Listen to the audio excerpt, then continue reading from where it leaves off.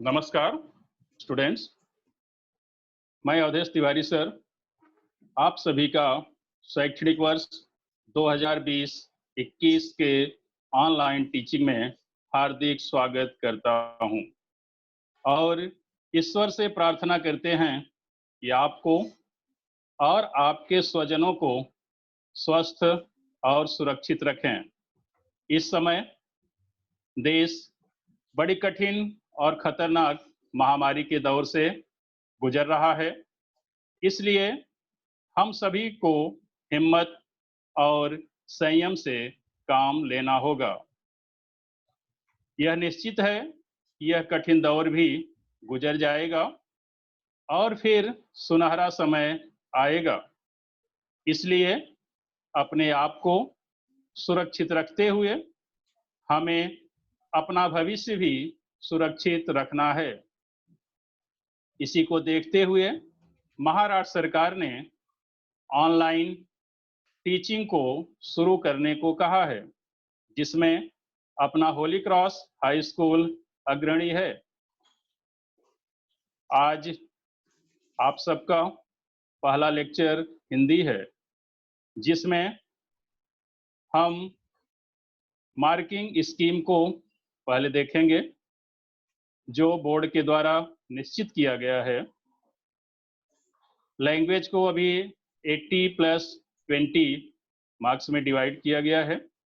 80 marks आपका written होगा, जो बोर्ड का पेपर होगा, और 20 मार्क्स ओरल होगा, मौखिक। तो जिसमें हम रिटन का देखते हैं, इसमें 80 मार्क्स का जो बोर्ड पेपर होगा, उसमें 20 मार्क्स का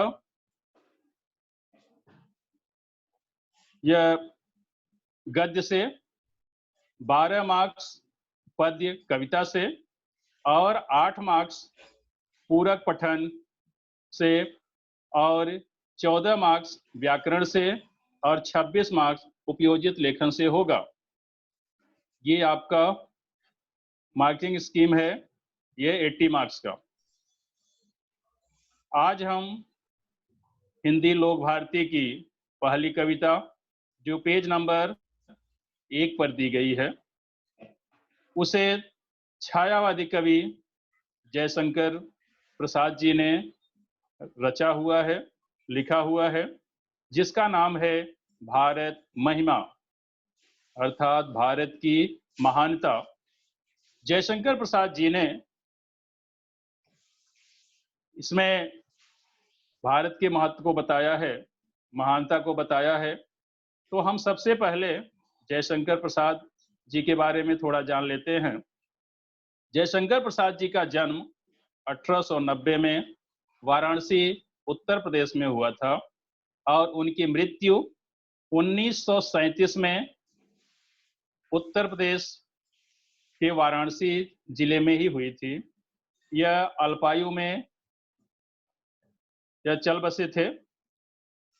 प्रसाद जी छायावादी युग के 4 स्तंभों में से एक थे।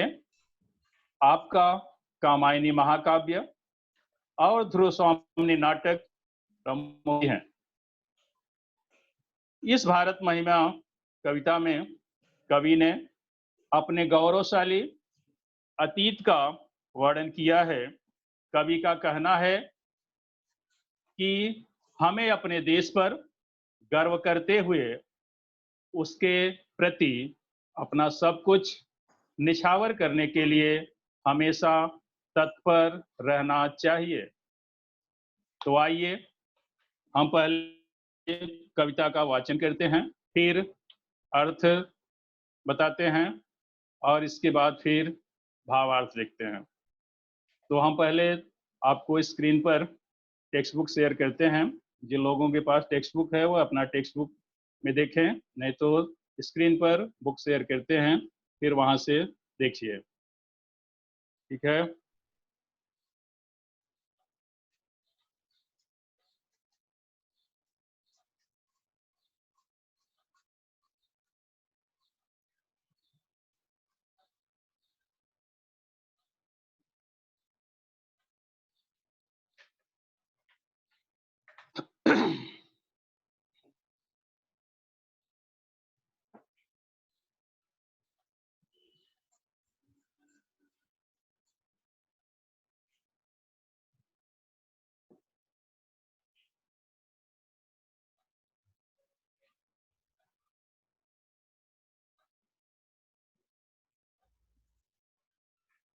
हाँ देखिए पेज नंबर 1 पर चलते हैं। ये देखिए पेज नंबर 1 आपके सामने स्क्रीन पर है बुक।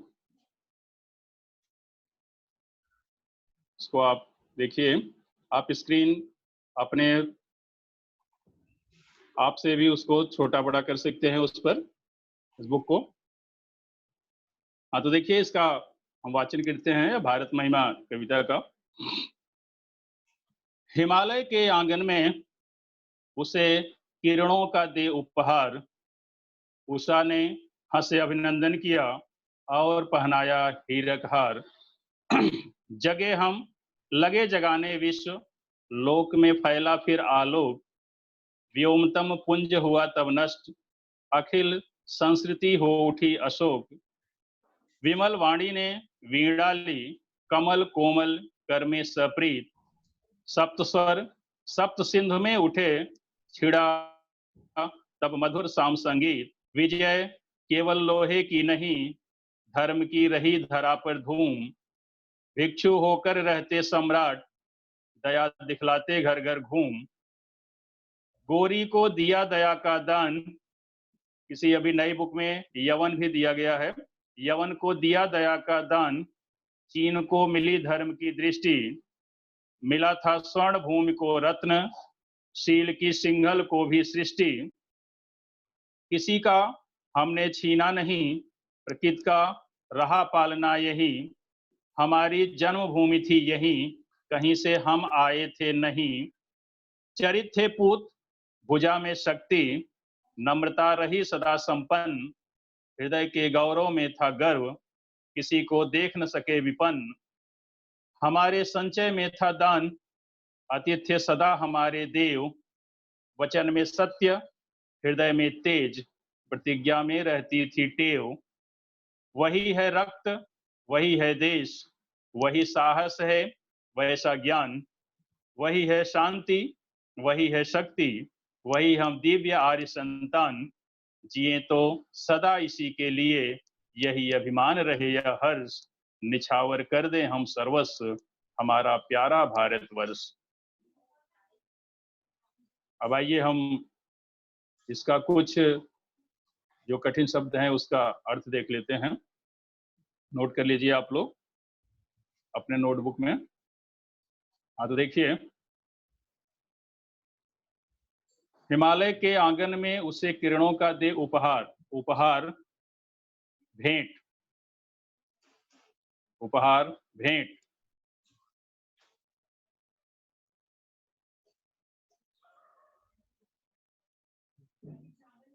उषा ने हंस अभिनंदन, अभिनंदन स्वागत, स्वागत। और पहनाया हीरक हार, हीरक हार हीरों का हार, हीरों का हार। जगे हम लगे जगाने विश्व, लोक में फैला फिर आलोक, आलोक प्रकाश, आलोक प्रकाश। व्योमतम पुंज हुआ तब नष्ट, अखिल संस्कृति हो उठी अशोक, अखिल संपूर्ण, संस्कृति सृष्टि, सृष्टि। अशोक शोक रहित, शोक रहित। विमल वाणी ने वीणा ली, कमल कोमल कर में सप्रीत, विमल पवित्र, कमल पंकज।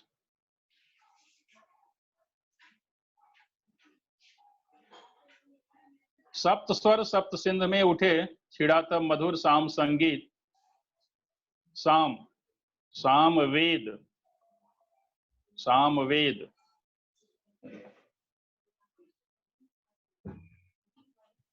विजय केवल लोहे की नहीं, धर्म की रही धरा पर धूम, धूम बोलबाला।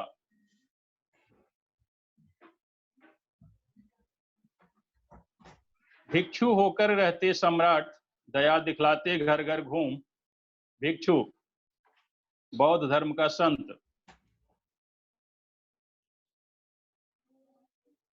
बौद्ध धर्म का संत। यवन को दिया दया का दान, चीन को मिली धर्म की दृष्टि, मिला था स्वर्ण भूमि को रत्न, शील की सिंहल को भी सृष्टि। शील, पंचशील के सिद्धांत। किसी का हमने छीना नहीं, प्रकृति का रहा पालना यही। प्रकृति, निसर्ग।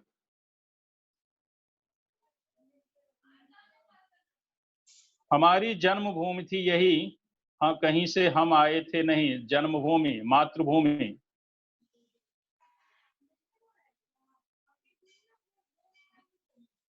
चरित थे पूत, भुजा में शक्ति, नम्रता रही सदा संपन्न। चरित, चरित्रवान। पूत, पुत्र।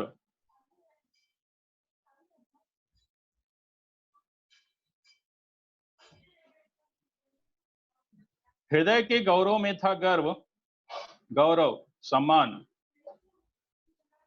किसी को देख न सके विपन्न, विपन्न, दुखी।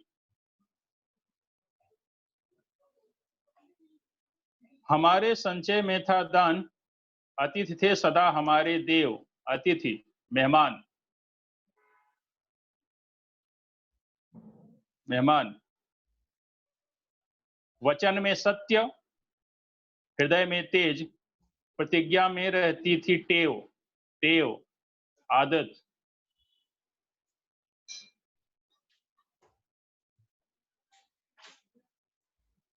वही है रक्त, वही है देश, वही साहस है वैसा ज्ञान। रक्त, खून। साहस, हिम्मत। वही है शांति, वही है शक्ति, वही हम दिव्य आर्य संतान। दिव्य, महान।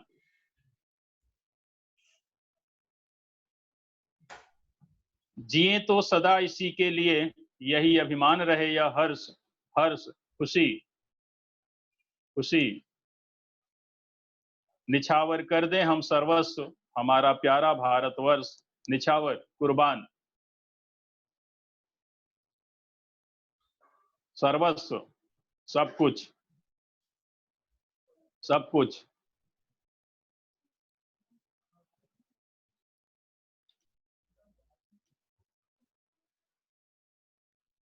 अभी आइए भावार्थ देखते हैं। इसमें कवि जयशंकर प्रसाद जी ने प्रथम 6 पंक्तियों में प्रकृति का वर्णन किया है और इसके बाद बाकी पंक्तियों में ज्ञान, धर्म और ऐतिहासिक बातों का वर्णन किया है। आइए हम सबसे पहले प्रथम 2 पंक्तियां देखते हैं जिसमें प्रकृति का वर्णन किया गया है, हिमालय का वर्णन किया गया है। तो देखिए, हिमालय के आंगन में उससे किरणों का दे उपहार, उषा ने हंस से अभिनंदन किया और पहनाया हीरक हार। कवि जयशंकर प्रसाद जी कहते हैं कि प्राकृतिक सुंदरता से भरे हिमालय पर जब उषा, मतलब प्रातः काल, सुबह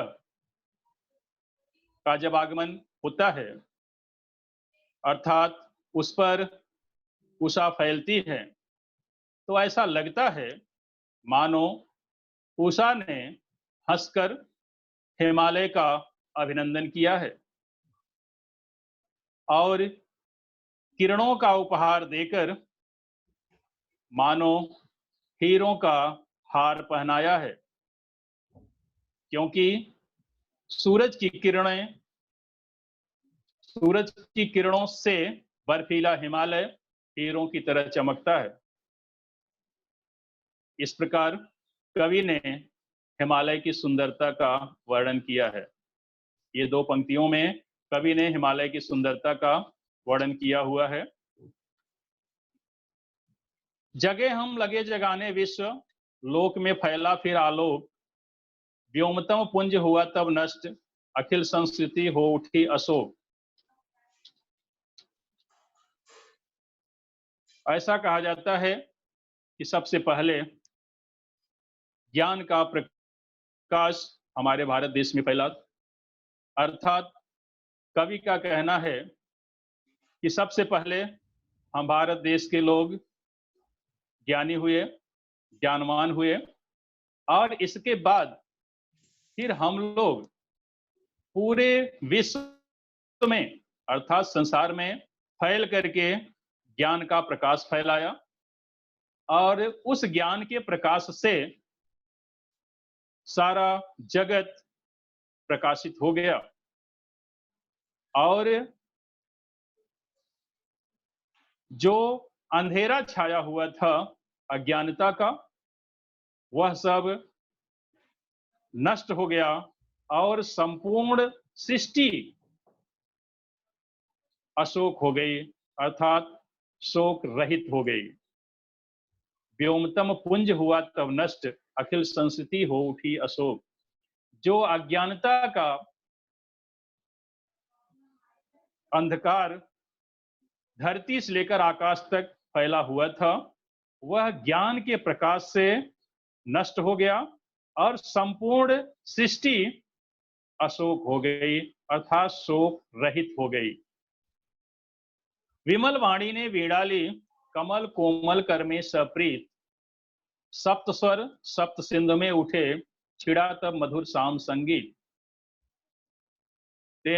माता सरस्वती, विद्या की देवी माता सरस्वती ने भी भारत देश को ही अपना कार्यस्थल चुना था। भारत देश में ही माता सरस्वती ने बैठकर अपने पवित्र हाथों में अपनी वीणा को अपने कोमल और कमल के समान पवित्र हाथों से जब बजाया तो 7 प्रकार के स्वर, 7 प्रकार के स्वर मतलब सा रे ग म प ध नी, ये 60 में कहा जाता है, ये 7 स्वर हैं। और ये जब 7 स्वर निकले तो 7 प्रकार के जो समुद्र हैं वहां तक ये पहुंचे, वहां तक ये आवाज सुनाई दी, और तब उस आवाज से मधुर सामवेद की रचना हुई। सामवेद की रचना हुई। सामवेद ये आप लोगों ने सुना होगा, 4 वेद हैं, ऋग्वेद, यजुर्वेद, सामवेद, अथर्ववेद। ये सामवेद संगीत के लिए माना जाता है। तो वही कहते हैं कि जब माता सरस्वती ने अपने कमल के समान कोमल हाथों में प्रेम के साथ अपनी वीणा को लेकर बजाया, उसके 7 प्रकार के स्वर 7 समुद्रों में उठने लगे और उससे फिर मधुर साम संगीत की रचना हुई, अर्थात सामवेद की रचना हुई। विजय केवल लोहे की नहीं, धर्म की रही धरा पर धूम, भिक्षु होकर रहते सम्राट, दया दिखलाते घर घर घूम। कवि का कहना है कि विजय केवल लड़ाई से ही नहीं मिलती, इसके अलावा धर्म और शांति से भी विजय प्राप्त हो सकती है। यह सबसे पहले दुनिया भर को भारत ने सिखाया है। इसके लिए कवि ने सम्राट अशोक का उदाहरण दिया है। एक समय में सम्राट अशोक अपने शस्त्रों से घनघोर युद्ध किया करते थे, किंतु वही अशोक कलिंग युद्ध के बाद योद्धादेश नहीं धर्मादेश देने लगे थे, क्योंकि वहां उनको विरक्ति हो गई थी, युद्ध से नफरत हो गई थी और उन्होंने बौद्ध धर्म को स्वीकार कर लिया था। बौद्ध धर्म स्वीकार करके भिक्षु बनकर घर घर घूमने लगे, शस्त्र के बदले शास्त्र समझाने लगे और दया को अपनाकर उसका प्रचार प्रसार करने लगे। इस प्रकार कवि ने सम्राट अशोक का उदाहरण देकर ऐतिहासिक संदर्भ समझाया है। तो देखिए, इसमें ये भारत की महानता, यहाँ के लोगों की महानता, यहाँ के राजाओं की महानता है। कितने शक्तिशाली होते हुए भी कलिंग का युद्ध अशोक ने 4 साल तक लड़ा था। इसके बाद उसको विरक्ति हो गई, जिसकी वजह से उसने बौद्ध धर्म स्वीकार कर लिया और फिर धर्म के प्रचार में अपना जीवन बिताने लगा और लोगों के ऊपर दया दिखला करके उनके कार्यों को करने लगे। यवन को दिया दया का दान, कुछ बुक में गोरी भी है। चीन को मिली धर्म की दृष्टि, मिला था स्वर्ण भूमि को रत्न, सील की सिंहल को भी सृष्टि। हमारे भारत देश में कई वीरों ने जन्म लिया है। वीरों की इस जन्मभूमि में पराक्रमी चंद्रगुप्त मौर्य और पृथ्वीराज चौहान का नाम उदारता, क्षमाशीलता के लिए भी लिया जाता है, जिन्होंने अपने शत्रु को क्षमादान दिया था। अभी इसमें जो यवन है, यवन को चंद्रगुप्त ने क्षमादान दिया था और जिस बुक में गोरी दिया गया है, मोहम्मद गोरी को पृथ्वीराज चौहान ने क्षमादान दिया था। ऐसे प्रेरणादायी इतिहास में सम्राट अशोक का ही उदाहरण देकर कवि कहते हैं कि बौद्ध धर्म का प्रचार और प्रसार चीन तक हुआ। सप्राही स्वर्ण भूमि मानने वाली वर्मा, स्वर्ण भूमि वर्मा को कहा जाता था, आज जो वर्मा देश है, वर्मा भूमि को निरल, निरल जो बुद्ध, धम्म और संघ रूपी से 3 रत्न कहते हैं, तीसरी त्रिरत्नों को दिया और सिंहल द्वीप यानी श्रीलंका, श्रीलंका को पहले सिंहल द्वीप कहते थे, यानी श्रीलंका को पंचशील के सिद्धांतों को समझाया। ये सम्राट अशोक ने सब किया। इस प्रकार कवि ने प्रेरणादायी इतिहास से हमें अवगत कराया है। किसी का हमने छीना नहीं, प्रकृति का रहा पालना यही, हमारी जन्मभूमि थी यही, कहीं से हम आए थे नहीं। कवि कहते हैं ये रचना उस समय की है जब अंग्रेजों का शासन था। तो कवि का कहना है कि हम लोगों ने किसी से कुछ छीना नहीं है, जो कुछ छीना है वो दूसरे देश के लोग ही हमसे आकर के छीन करके ले गए। हमारा देश सोने की चिड़िया कहा जाता था, सबने लूटा, मुगलों ने लूटा, अंग्रेजों ने लूटा, लेकिन फिर भी आज भी हम कम नहीं है। तो कवि कहते हैं कि हम लोगों ने किसी का कुछ छीना नहीं है और हम कहीं से आए हुए नहीं हैं। हमारी जन्मभूमि यही थी, हम यहीं पैदा हुए थे और यहीं के प्रकृति रूपी पालने में झूलकर हम बड़े हुए हैं, अर्थात यहीं हमारा पालन पोषण हुआ है। चरित्र पूत, भुजा में शक्ति, नम्रता रही सदा संपन्न, हृदय के गौरव में था गर्व, किसी को देख न सके विपन्न। हमारे यहाँ के जो राजा महाराजा थे वह सभी चरित्रवान थे और शक्तिशाली होते हुए भी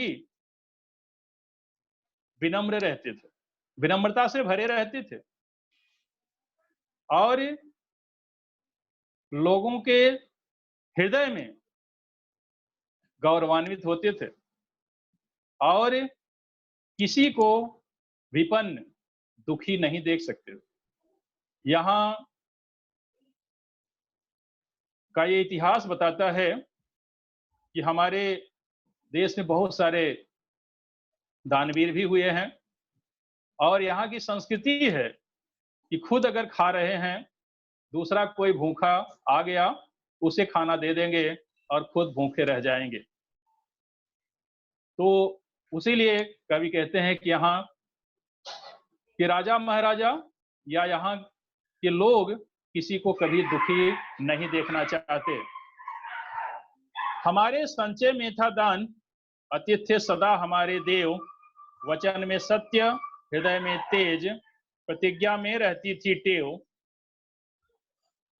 कहते हैं हमें दान देने की परिपाटी हमें संचित रूप से हमारे दादाओं परदादाओं से हमें मिली हुई है और हम अतिथियों का सत्कार करते हैं, हमेशा उन्हें देवता समान मानते हैं और हमारी वाणी में सत्य, हृदय में तेज और हमेशा प्रतिज्ञा, अपना वादा पूरा करने की हमारी आदत है। कहते हैं प्राण जाए पर वचन न जाए। हमने एक बार जिसको वचन दे दिया कि हम ये काम आपका करेंगे या हम आपको ये देंगे या हम आपकी रक्षा करेंगे, तो उसे हम अपने प्राणों की बाजी लगा करके भी पूरा करते थे। वही है रक्त, वही है देश, वही साहस है, वैसा ज्ञान, वही है शांति, वही है शक्ति, वही हम दिव्यार संतान। कहते हैं हम उन्हीं दिव्यारों के संतान हैं, उन्हीं महान पूर्वजों की वंशज हैं और वही खून भी हमारा है, देश भी वही है और वही साहस भी है हमारे अंदर, वैसा ज्ञान भी है और शक्ति भी वैसी ही है। लेकिन हम सभी शांति चाहते हैं जैसा हमारे पूर्वजों ने चाहा था। जिए तो सदा इसी के लिए, यही अभिमान रहे यह हर्ष, निछावर कर दें हम सर्वस्व हमारा प्यारा भारतवर्ष। कवि कहते हैं कि अगर हम जिंदा रहें तो हमेशा इसी भारत देश के लिए यही हमारा अभिमान रहे, यही हमारे खुशी रहे, यही हमारी प्रसन्नता रहे और खुशी खुशी प्रसन्नता पूर्वक अपने इस देश के लिए जब जरूरत पड़े तो अपना सब कुछ न्यौछावर कर दें, कुर्बान कर दें, अपना तन मन धन सब निछावर कर दें, क्योंकि हम अपने प्यारे भारत देश से प्रेम करते हैं, स्नेह करते हैं। आपकी यह पोयम हो गई। आइए हम कुछ आपको होमवर्क देते हैं जिसे आप नोट कर लीजिए और इसे आप कंप्लीट कर लीजिएगा। हाँ, तो होमवर्क नोट करिए। इसमें आपको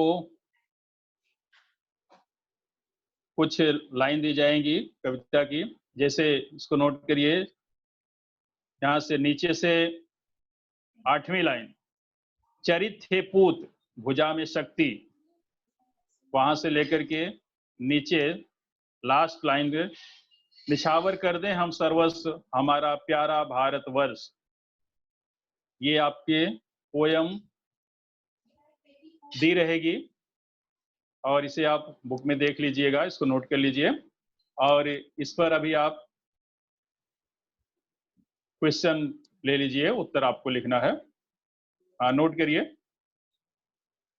सूचना के अनुसार कृतियां कीजिए, सूचना के अनुसार कृतियां कीजिए। नंबर 1, निम्नलिखित पठित पद्यांश पढ़कर सूचना के अनुसार कृतियां कीजिए। निम्नलिखित पठित पद्यांश पढ़कर सूचना के अनुसार कृतियां कीजिए। तो वही जो पद्यांश अभी हमने बताया उसको आपको पढ़ना है और इसके बाद फिर कृति करना है। तो कृति नंबर क लिखो।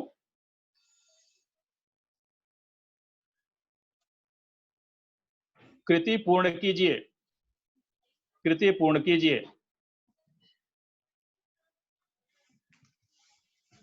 एक बॉक्स में लिखिए वही है। मिडिल में एक बॉक्स बनाइए, लिखिए वही है। इसके बाद 4 और बॉक्स बनाइए, उसमें आपको 4 उत्तर देना पड़ेगा। इसमें 4 शब्द का उत्तर देना पड़ेगा। वही है एक बॉक्स में लिखकर, फिर 4 बॉक्स और बना लीजिए, उसे ब्लैंक रखिए, उसमें आंसर आपको लिखना होगा। ख, कवि की इच्छाएं। कवि की इच्छाएं, इसको एक बॉक्स बना करके लिखिए, कवि की इच्छाएं। इसमें 2 बॉक्स आप उत्तर के लिए बना लीजिए, डैश करके 2 बॉक्स बनाइए। इसमें आपको उत्तर लिखना पड़ेगा दोनों बॉक्स में।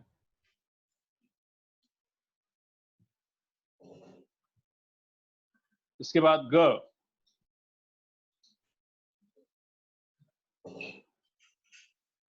उपर्युक्त पद्यांश से प्रथम 4 पंक्तियों का भावार्थ लिखिए। प्रथम 4, ऊपर से 4।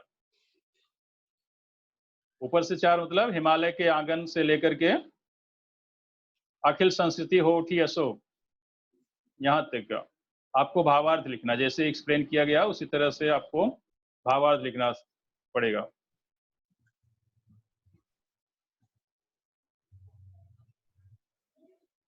अभी ये होमवर्क नंबर 1 हुआ, अभी होमवर्क नंबर 2 नोट कीजिए।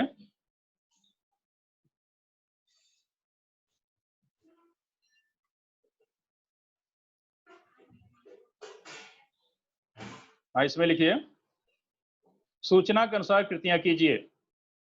सूचना के अनुसार कृतियां कीजिए।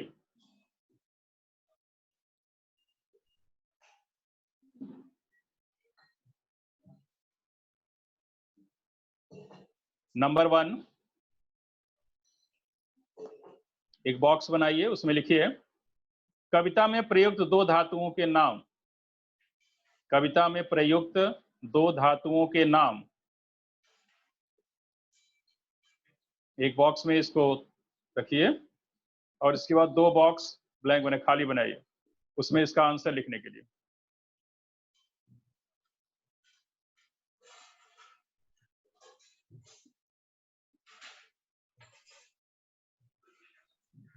इसी में नंबर 2, इसको कृति नंबर ये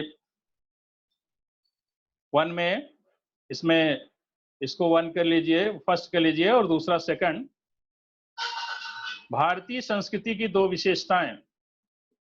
भारतीय संस्कृति की 2 विशेषताएं, इसे एक बॉक्स में रखिए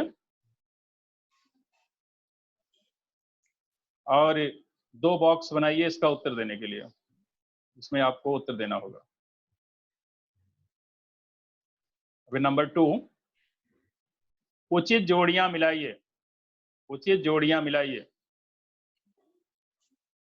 इसको अ और आ 2 कॉलम बनाना होगा, उसमें इनके शब्दों की जोड़ियां जिससे मिलती है, जैसे कविता में जो दी गई है उस हिसाब से इसको मिलाना है। तो शब्द नोट कर लीजिए। संचय, सत्य, अतिथि, रत्न, वचन, दान, हृदय, तेज, देव। ये 9 शब्द दिए गए हैं, इसको आपको जोड़ियां इसके मिलाना है। फिर नंबर 3,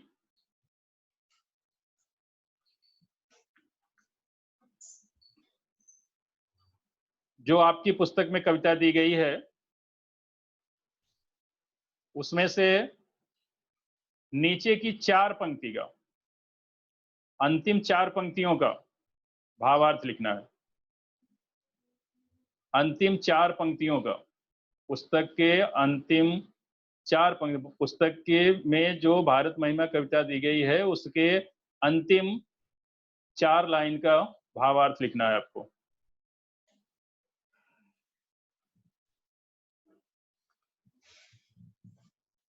ये आपका 2 होमवर्क है। इसके बाद एक जरा निबंध नोट करिए। निबंध एक आपको लिखकर देना है। मेरा देश महान, मेरा देश महान, मेरा देश महान विषय पर 150 शब्दों में निबंध लिखिए। 150 शब्दों में निबंध लिखिए।